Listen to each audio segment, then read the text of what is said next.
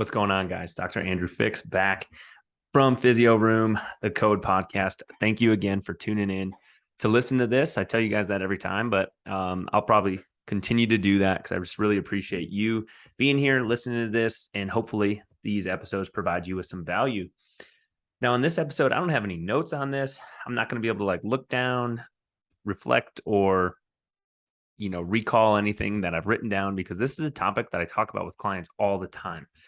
So what we're going to be talking about is icing things, or just this principle of RICE, RICE, and how that has pretty much gone by the wayside in terms of rehabilitation, healing injuries.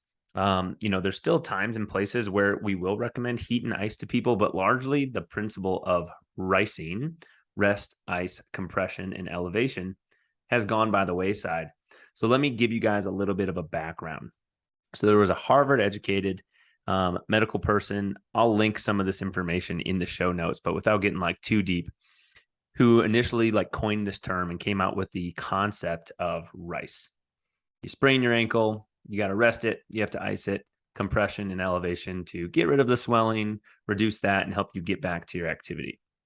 Well, every year, every month, we find out new information, and based on new information that has been found over the last many years, the person who actually came up with this principle in the first place has publicly come out and said, hey, stop doing this. This is actually not the way that we should handle these injuries and things. We know more and new information now. Stop following these guidelines that I was so strongly behind years ago. Do this other stuff instead. So at the end of the day, we want to try and promote the healing of that area, whether it's a sprained ankle or whether it's a shoulder or whatever's going on, back pain, in other ways, right? And I'll get to that in just a second. Now, if you listen to an episode that I put up a few weeks ago, depending on when you're listening to this, adapting what you're doing rather than avoiding things altogether, I had some knee pain going on. And rather than sticking ice on my knee, you won't hear me talk about that in that episode. Rather than icing my knee, heat pad on the knee, avoiding the exercise that I had planned, I was able to just modify and adapt things, continue to be active, continue to move, and not make that knee pain worse. And it's actually getting better now a couple of weeks down the line. It's improving. I haven't stopped my activity. I'm still doing all the things, biking, squatting, playing softball, going for hikes, whatever that might be. And I haven't iced it, which is, so far against what most people do when something's bothering them, right? You've probably either been part of this or heard the typical story of, I hurt my knee, so I'm going to ice it. I'm going to take some Advil or some ibuprofen or Motrin or whatever that is, take some Tylenol and see if that'll go away. Now, I'm not a medical doctor. I'm not prescribing people medications. Nobody in our office is prescribing people medications. There are times and places for these things. Generally speaking, when you talk to a health conscious, fitness forward type of provider that is a medical doctor, they too are going to recommend not relying on things like Advil or on prescription medications to subside your symptoms, because at the end of the day, that's what they are. They're a symptom masker. They don't actually address the problem that's going on, right? So rather than RICing, rest, ice, compression, and elevation, here are the things that typically we recommend to clients when they do have something that's bothering them. And rest might be a part of it. I like to use the acronym CARE. And that typically stands for, depending on how you want to describe this, compression, active recovery, and elevation. Or compression, active rest, recovery, and elevation. So notice just a subtle difference there, active rest or active recovery, because there's still definitely some rest that's probably appropriate. And when I say rest, I mean really adapting things and modifying things so that you don't make it worse. It doesn't mean lay on the couch and do literally nothing, right? So it's why we talk about active rest. Now, compression is still very beneficial to help reduce some of that swelling. But icing, in the version that we think about it, with an ice pack sitting on your ankle, typically is going to promote being stagnant, promote being still. It is going to cause vasoconstriction, and it's going to decrease temporarily the blood flow to that area. But what it's not going to promote is movement, continuing to move your body, gentle movement of the area that is injured, which is going to promote blood flow, which is ultimately going to promote healthy nutrients and healthy healing mediators through our bloodstream coming to that damaged tissue site so that it can start to repair and start to heal. We actually need a little bit of that swelling in our body in order for things to heal appropriately. When we just ice, don't move, take anti-inflammatory medications, we dampen or reduce the effects that our body tries to go through when we are trying to heal from an injury, right? Does that make sense? So when we take these things, it blocks our body's normal, natural healing processes that we have in place. Same with like a fever, right? And again, like I said, I'm not a medical doctor. I'm not telling you not to take medication for your fever. Refer to someone else who's prescribing you medications. However, a fever is your body's natural defense mechanism to try and fight off the infection or the virus or whatever that you have going on. It's your body's way of trying to help you recover and heal from that.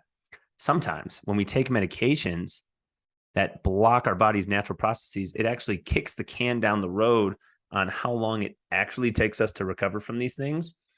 Take, for example, the ankle sprain, right? If you take ibuprofen, Advil, you block the pain signals that your body is giving you, you may accidentally push it just a little bit too hard.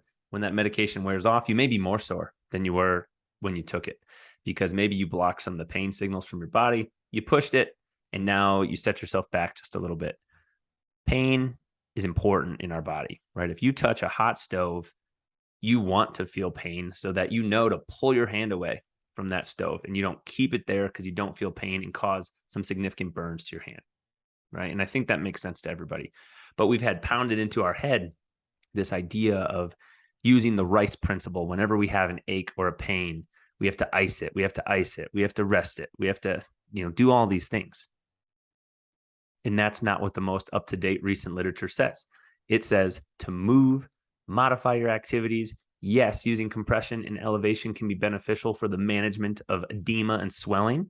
So I'm a big fan of that. But I want you to continue to move and continue to be active and continue to try to do the things that you can. Now, while we're on the topic, we're going to have a more thorough episode about these things, about ice baths and saunas and whatnot.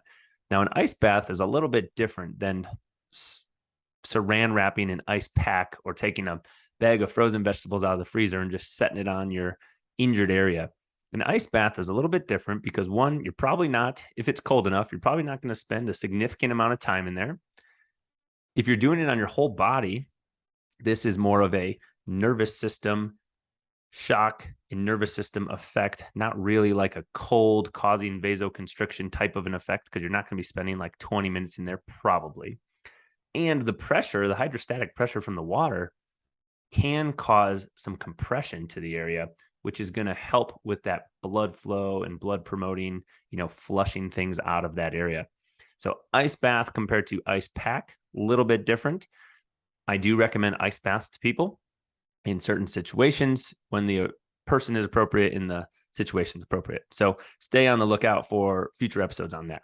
But again, this episode is just all about answering questions that I get from clients or dispelling some of the common things that we think we know because we've had it pounded into our head from primary care providers, from our parents, from coaches, trainers, whatever.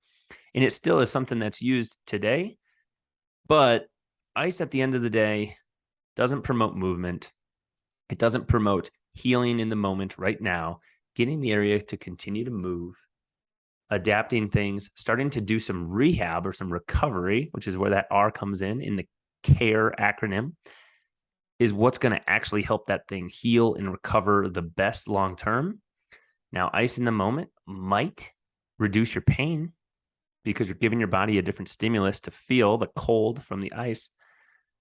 But if you're going to ice, if it's something that feels good to you, you want to do it, you believe in it because it's worked for you before, or you feel like it's worked before, please just continue to try to be active and try to continue doing what you can do, promote that movement, which is really going to help with the healing. But again, this episode here on the code, we are replacing the ICE acronym, the RICE acronym, RICE acronym, RICE, for rest, ice, compression. and elevation with the newer school, more up-to-date CARE acronym: compression, active rest, recovery, and elevation. Thank you guys so much for tuning in to this episode of The Code. If this sort of struck a chord with you, or if you have any questions from this episode, please reach out to us and we would be happy to chat with you and address anything that you have going on. Talk to you next time. Bye-bye.